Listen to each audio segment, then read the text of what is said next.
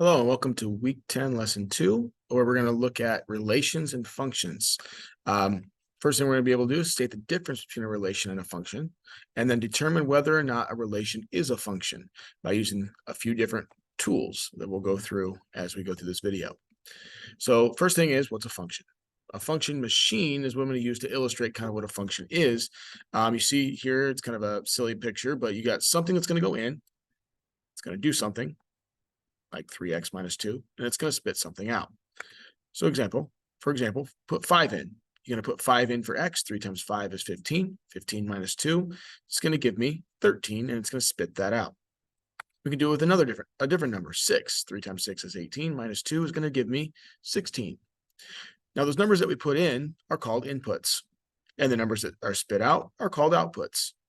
We also call them 5 and 6, we call those x values. And the numbers that come out, we call y values. And that leads to a relation. A relation is a connection between a set of inputs, x, and a set of outputs, y. So you saw in that function machine, when I put x in, 5, I got 13 out. And that relation, 5 comma 13, is how we show that.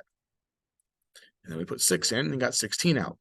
We got ordered pairs. They're ordered because it matters the order in which you write those numbers. The input always gets written first. The output always gets written second, or x is first, y is second.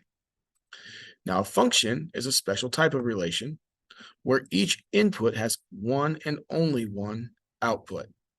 Now, we'll take a look at what that means as we move forward.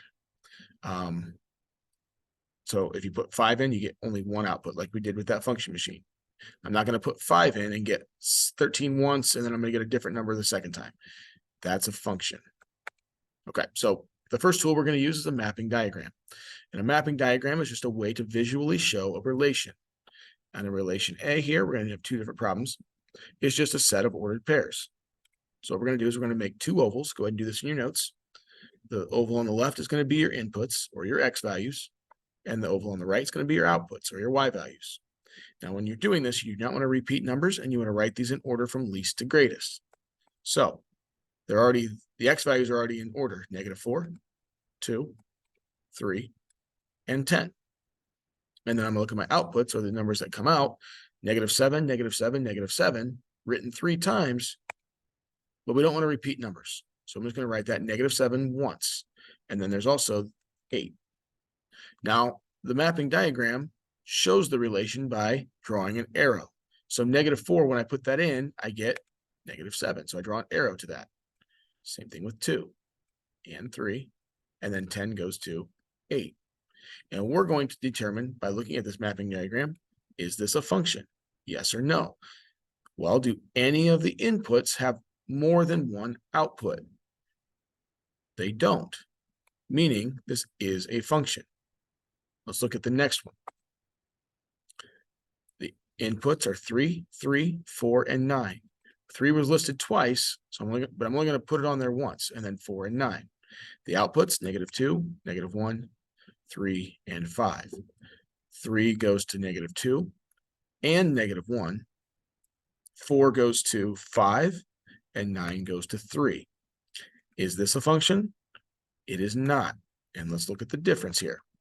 With this one on the right, the yellow one input had 2 separate outputs. That alone right there is what makes this not a function. If you look over at the one in blue, -4 only went to -7. 2 only went to -7. 3 only went to -7. And 10 only went to 8. Okay, and that's the difference between those two.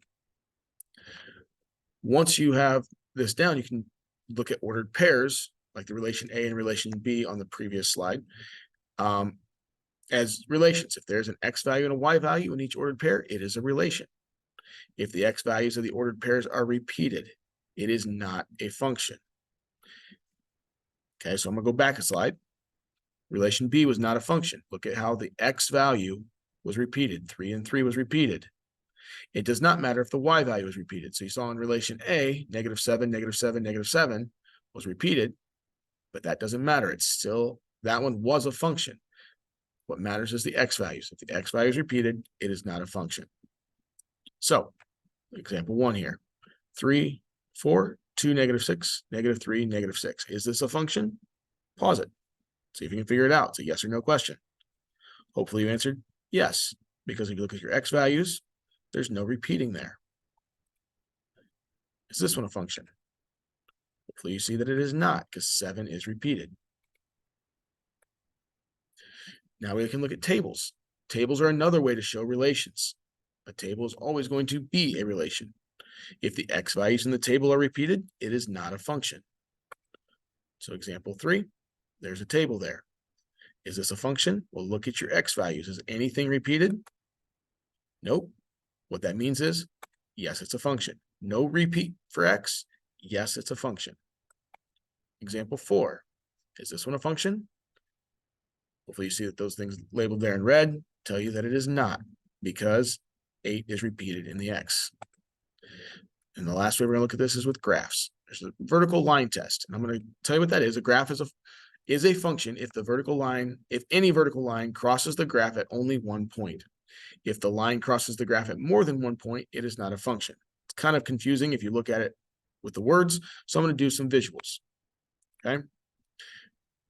Very basic visual, 3, -4, and 3, 5. You can see with the ordered pair that this is not a function because the x value is repeated. But look at that vertical line that goes through those. It hits those 2 points with one vertical line, showing you that this is not a function. Let's look at this one.